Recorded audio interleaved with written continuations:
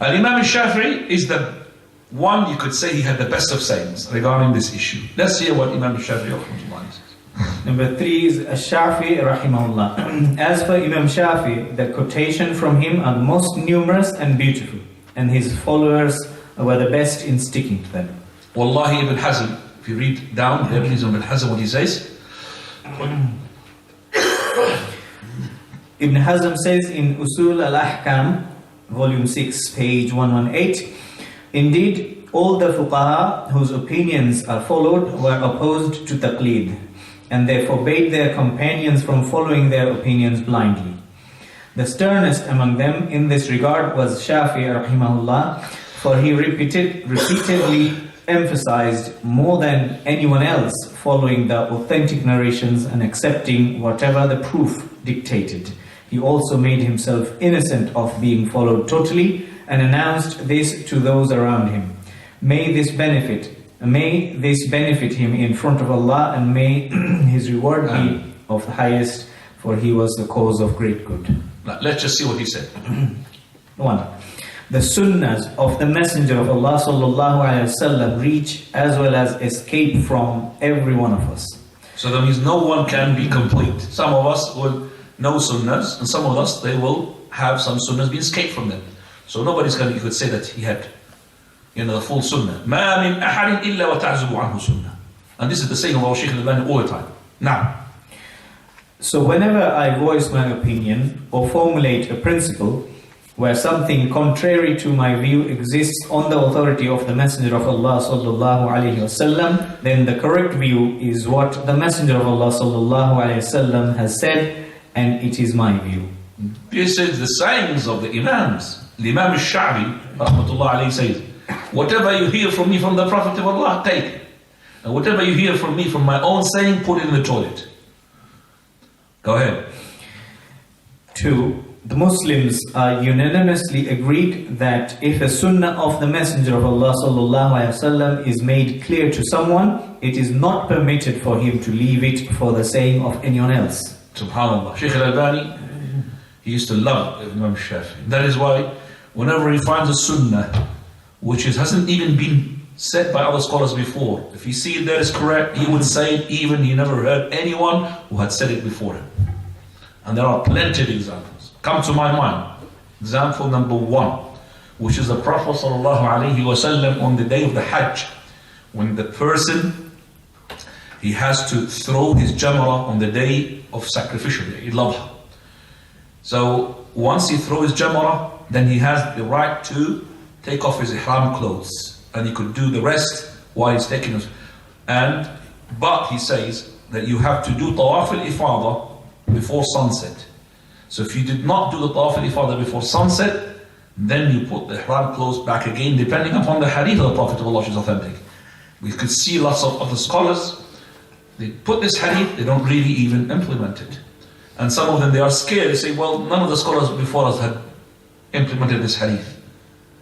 But the Shaykh al-Albani said, hadith is there, so عُدْتُمْ حُرُمًا. You will become in state of ihram, so you cannot now later on, for example, do other issues unless you have to finish Tawaf al-Ifadah on the same day that you have thrown the stone in order to enjoy that first tahleel, which is to take off your clothes of ihram.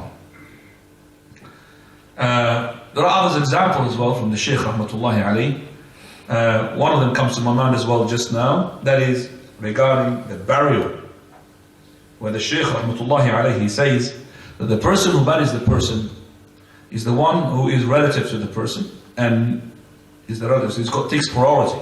But as long as he fulfills the condition that he did not touch his wife the night before. Where do you find it in the books of the scholars?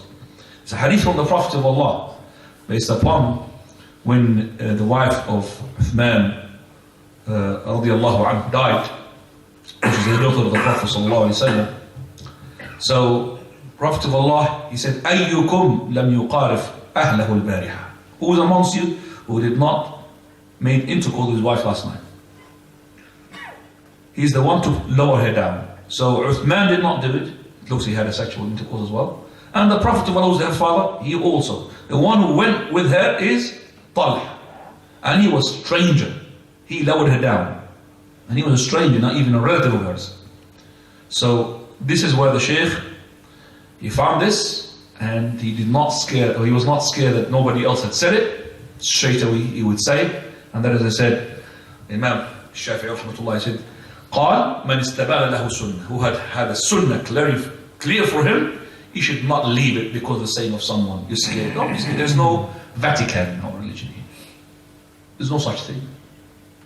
There's no terrorization. As long as you know the hadith, and you know that there's other hadith. I'm not saying for you guys, if you find a hadith, you have to, because you're not a scholar, you have to know all the hadiths. Because if you find a hadith, maybe there's a hadith would abrogate it. We're talking about scholars here. Now, number 3. Number 3, if you find in my writing something different to the Sunnah of the Messenger of Allah sallallahu alaihi wasallam, then speak on the basis of the Sunnah of Messenger of Allah sallallahu alaihi wasallam and leave what I have said. In one narration, then follow it, the Sunnah, and do not look sideways at anyone else's sayings. 4, when a hadith, which is the same thing as others have said. إذا صح الحديث فهو مذهبي. Now, 4, when a hadith is found to be sahih, then that is my madhab. Number 5. 5, you are more knowledgeable about hadith than I. So when a hadith is sahih, inform me of it. Who's he talking to? Talking to Imam Ahmad. And Imam Shaafi'i, he was the teacher of Imam Ahmad. But Imam Ahmad was more knowledgeable in the hadith. And whenever Imam Shaafi'i says that Imam Ahmad had said the hadith, he would say, حدثني الثقة, the trustworthy told me. So he says to the student of his, imagine, you are more knowledgeable than me in the hadith and the men of the hadith. So if the hadith is authentic, then let us know about it. Or if it's to be from Kufa or Basra or Sham, because he travels a lot, Imam Ahmad, where Imam Shaafi'i does not. Go ahead.